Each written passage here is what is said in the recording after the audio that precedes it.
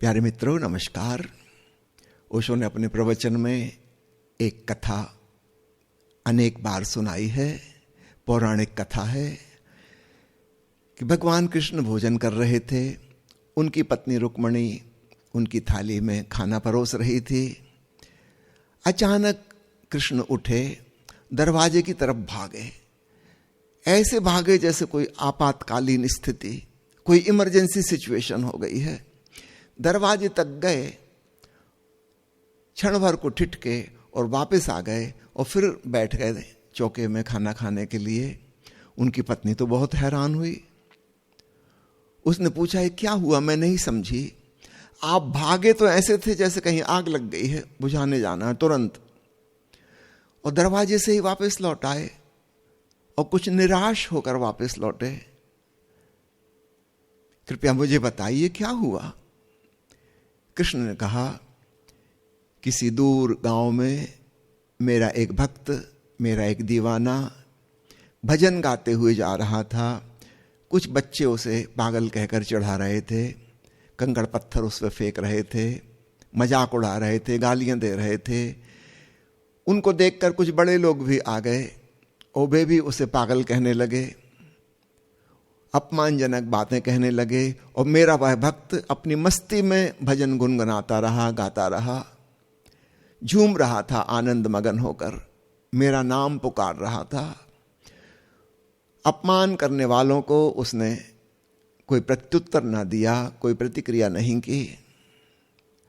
तो जरूरी हो गया था मैं उसकी रक्षा करने के लिए जाऊं, इसलिए भूखे पेट भोजन छोड़कर भागा।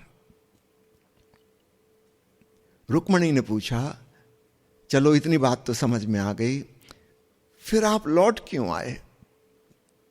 भगवान ने कहा, जब तक मैं दरवाजे पर पहुंचा तब तक मेरे उस भक्त ने भी पत्थर उठा लिया था और भीड़ की तरफ फेंक रहा था और उसने भी गाली देना शुरू कर दिया था। अब मेरी कोई जरूरत ना बची, वह खुद ही जवाब दे रहा था। अब बचाने का कोई सवाल नहीं, वो खुद ही अपनी रक्षा कर रहा है, इसलिए वापस लौट आया। पता नहीं यह पौराणिक कथा सत्य है नहीं है, काल्पनिक है, उपमा कविता जैसी है, जो कुछ भी हो, लेकिन ओशो कहते हैं इसके पीछे बहुत बड़ी शिक्षा छिपी हुई है।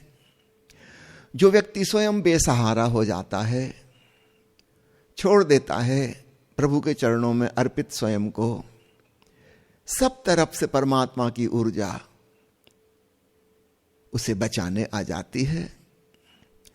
और जो व्यक्ति क्रोध से भर जाता है, अपनी रक्षा स्वयं करने लगता है, जिसका विश्वास परमात्मा पे से हट गया, जिसकी श्रद्धा और आस्था ना रही,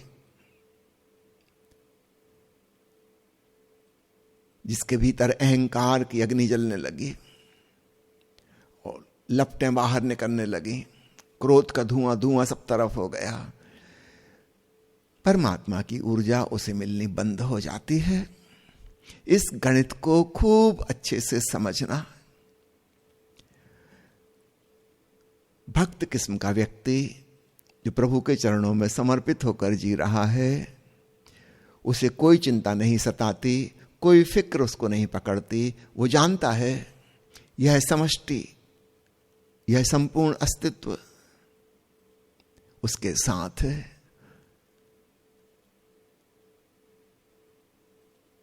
लेकिन जो व्यक्ति अपनी कामनाएं पाल रहा है, जब उसकी कामनाओं में बाधा आती है, वह क्रोध से भर जाता है, प्रतिक्रिया करता है, द्वेष और हिंसा का व्यवहार करता है। उसके भीतर ईर्ष्या और जलन की अग्नि उसे जलाती है, दग्ध करती है। ऐसा व्यक्ति संपूर्ण अस्तित्व की ऊर्जा पाने से वंचित रह जाता है। हम पर निर्भर करता है हम किस प्रकार का जीवन जीना चाहते हैं। हम सारी जिम्मेवारी अपने कंधों पर लेना चाहते हैं, हम खुद ही अपने सहारे बनना चाहते हैं, तो फिर प्रभु का सहारा मिलना बंद हो जाएगा। प्रभु का सहारा उसे ही मिलता है जो स्वयं बेसहारा है। एक पुरानी कहावत आपने सुनी होगी, निर्बल के बलराम। जो निर्बल है, उसका बल परमात्मा है, राम है। जो स्वयं बलवान है, परमात्मा को उसे बल देने की जरूरत नहीं, वो खुद ही अपने आप में पर्याप्त है। वो संपूर्ण अस्तित्व से लड़ रहा है। सच पूछो तो उसकी लड़ाई ईश्वर के खिलाफ है, वह भगवान से ही लड़ रहा है। अपने भीतर गौर से टटोलना, क्या आप सारे जगत से लड़ने के भाव में रहते हैं? आपको आगे बढ़ना है, जीतना है, सबसे आगे निकलना है, सबको परास्त कर देना है, पीछे पछाड़ देना है। फिर भली भांति जाने आप एक धार्मिक व्यक्ति नहीं है, आप भक्त नहीं है। निर्बल के बल राम। धन्यवाद।